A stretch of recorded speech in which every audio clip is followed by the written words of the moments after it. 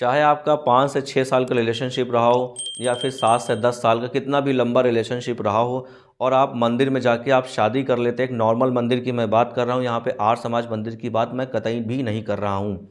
ठीक है। इसके अलावा लड़का तुमसे ये कहता है कि हम तुमसे शादी का वादा करते हैं कि हम तुमसे ही शादी करेंगे, इस बेसिस पे फिजिकल रिलेशनशिप भी होता है और बाद में लड़का फ़रार हो जाता है। ज़्यादातर क्या होता है, मैंने इस केसेस ऐसे केसेस में देखा है कि लोग मंदिर में जाके शादी तो कर लेते हैं, बाद में पता ही चलता है कि लड़के ने फ़ोन स्विच ऑफ कर लिया है, या फिर लड़के के घर वालों ने को पता है तो लड़के को कहीं दूर भेज दिया है, लड़की बेचारी परेशान हो रही होती। इस कंडीशन में आपको क्या करना चाहिए और इंस्टेंट रेमेडी क्या हो सकती है, वो मैं आपको बताने की कोशिश करूँगा।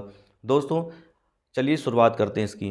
दोस्तों होता क्या है कि जब आप मंदिर में शादी करते हैं तो सबसे पहले ये देखा जाता है कि ऐसी शादी वैलिड होती है कि इनवैलिड होती है।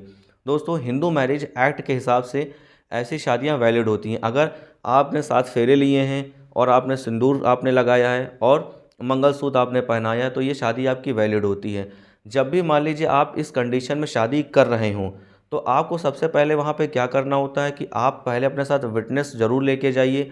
कोशिश करिए अगर मान लीजिए उनके ही परिवार के अगर विटनेस मिल जाते हैं तो वेल एंड गुड है, और नहीं मिलते हैं तो जो भी आपके जो ट्रस्ट वर्दी जो आपके विटनेस हो उनको ही लेके जाइए। फ़ोटोज़ और उसकी वीडियोग्राफी होना बहुत ज़रूरी है। ठीक है। इसके अलावा दोस्तों आप क्या होता है कि मान लीजिए कल को लड़का पलट जाता है तो आपके पास वो एक एविडेंस के रूप में, ठोस एविडेंस के रूप में काम करेगा। इसके अलावा दोस्तों दूसरी कंडीशन मैं आपको ये बताता हूँ कि मान लीजिए लड़के ने आपसे वादा किया कि नहीं हम तो तुमसे ही शादी करेंगे, और बाद में घर वालों को बता देंगे कि हमारी तुम्हारी शादी हो गई, चलो मंदिर में चल के शादी कर लेते हैं। और आप गई मंदिर में जाके आपने शादी करी, बाद में तो आप लोगों के बीच में फिजिकल रिलेशनशिप भी हुआ, वो भी इस बेसिस पे हुआ कि यहाँ पे आपने कंसेंट इसलिए दी क्योंकि सामने वाले पर्सन ने आपसे ये कहा था कि हम तुमसे शादी करेंगे, उसने एक प्रॉमिस किया था। आपने झूठे उसने तो आपसे झूठा प्रॉमिस किया, उस बेसिस पे आपने उसको कंसेंट दी और आपके बीच में फिजिकल रिलेशनशिप हुआ। तो यहाँ पे दोस्तों ये भी कंडीशन देखी जाती है। इसके अलावा दोस्तों एक कंडीशन और आती है, तीसरी कंडीशन ये आती है कि जहाँ पे मान लीजिए दोनों म्यूचुअल कंसर्न्स दोनों लोगों की रही है और उसके बाद भी लड़का क्या हो जाता है, फ़रार हो जाता है। इन तीनों कंडीशन में मैं आपको बता दूं आपको क्या करना है। सबसे पहले मान लीजिए लड़का भाग जाता है या फ़ोन स्विच ऑफ कर लेता है, कुछ भी करता है, तो आपको क्या करना है, जब आपने मंदिर में शादी करी थी उस डेट से लेके, ठीक है, और इससे पहले आपने कभी जितनी भी पुरानी चैट्स होंगी, फ़ोटोज़ होंगी, वीडियोग्राफी होंगी, शादी वाले दिन की फ़ोटोज़, वीडियोग्राफी, जो विटनेस थे, कहाँ किस मंदिर में आपने शादी करी थी, वो सारी चीज़ें आपको एक एप्लीकेशन में लिखना है। उस एप्लीकेशन को आपके पास दो ऑप्शन होते हैं, या तो आप अपने जहाँ पे आप रह रहे हैं उस नियरेस्ट पुलिस थाने पे जाके आप अपनी एप्लीकेशन को दे सकते हैं।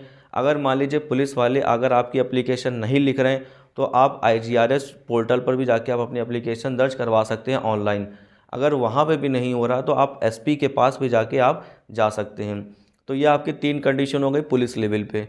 तो इन तीनों कंडीशन में कहीं ना कहीं आपकी FIR रजिस्टर्ड तो होगी। यहाँ पे मैं अभी FIR रजिस्टर्ड होने की तो बात छोड़िए, अभी मैं आप एक इंटीमेशन आप पुलिस को दीजिए और आप पुलिस से ये यहाँ पे कहिए कि भाई हम इनके साथ तो रहना चाहते हैं, इनको आप हमारी मदद कीजिए, पकड़ के लाइए, इस तरीके से आप कहोगे तो पुलिस ज़्यादातर मैंने देखा कि नहीं करती है, बट आप कोशिश करोगे तो हो जाएगा। अब इसके अलावा आपको क्या करना है, इसके अलावा मान लीजिए अगर आपकी FIR या फिर आपकी उस एप्लीकेशन पे पुलिस सुनवाई करती है और लड़का अगर आता है, अगर आपने मान लीजिए वो लड़का आपको लेके चला जाता है तब तो वेल एंड गुड है, और मान लीजिए लड़का नहीं आता है तब आपको क्या करना है कि उस एप्लीकेशन को एज आ FIR के रूप में उसको आपको रजिस्टर्ड करवाना है।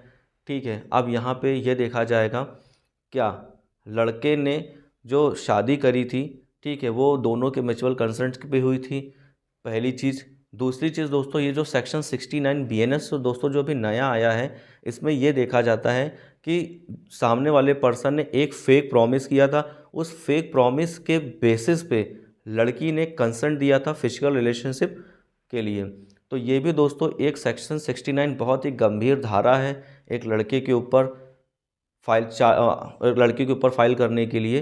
तो दोस्तों ये बहुत गंभीर सेक्शन है, लेकिन यहाँ पे आपके पास एक ठोस आधार और ठोस एविडेंस होना चाहिए, तभी सेक्शन 69 अप्लीकेबल होगी। अगर मान लीजिए दोनों की म्यूचुअल कंसेंट रही है तो वहाँ पे सेक्शन 69 अप्लीकेबल नहीं होगी, क्योंकि जब म्यूचुअल कंसेंट में ये होता है कि भाई यहाँ पे ऐसा कोई फेक प्रॉमिस नहीं हुआ था, यहाँ पे हुआ था कि चलो हाँ ठीक है भाई, ऐसा होता तो हम लोग शादी कर लेते, नॉर्मल होता है। मैं वहाँ पे उस चीज़ की बात कर रहा हूँ जहाँ पर ऐसे उसने कहीं चैट्स में या वर्बली छोड़ी, जहाँ पर उसने कहीं रिटर्न में उसने ये चीज़ बोली हो कि मैं तुमसे प्रॉमिस करता हूँ कि मैं तुमसे ही शादी करूँगा, और ये जो मतलब ये आपके पास एक ठोस एविडेंस हो गया, या उसने कभी ऐसा कोई वीडियो में कहीं पे मतलब ऐसा कुछ उसने कुछ आपको जिसके पास उस चीज़ का आपके पास एविडेंस हो, ठीक है। इसके अलावा दोस्तों ये तभी आपका सेक्शन 69 अप्लीकेबल होगा। अब हम आपको थोड़ा सा और आगे लेके जाते हैं। अब मान लीजिए कि आपकी एफआईआर भी दर्ज हो गई, पुलिस वाले ने उसको पकड़ के भी ले आया, वो सिचुएशन और सर्कमस्टेंसेस पे डिपेंड करता है कि आपको क्या करना है, आपको क्या स्टेप्स लेने हैं, ठीक है। इसके अलावा दोस्तों अब आप क्या कर सकते हो, मान लीजिए लड़का अपने घर में रह रहा है, ठीक है, और आपने एफआईआर अभी अगर आप एफआईआर नहीं कराना चाहते शुरुआती तौर पे, तब आप क्या करोगे, उस कंडीशन में आप मेंटेनेंस आप फाइल कर सकते हो फैमिली कोर्ट में जाके।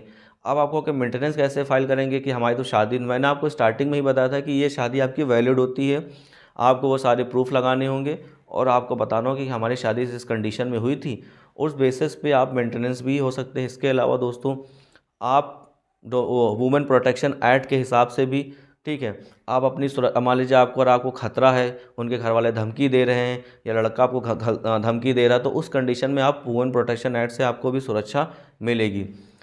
तो ये दोस्तों आपकी सिविल रेमेडी हो गई। तो क्रिमिनल रेमेडी भी मैंने आपको बता दी, सिविल भी बता दी, दोनों कंडीशन आपके लिए हैं। और अगर कोई भी समस्या अगर आपको आती हो तो आप मुझे कमेंट बॉक्स में बताइएगा, मैं कोशिश करूंगा कि आपकी उस समस्या को दूर कर सकूं।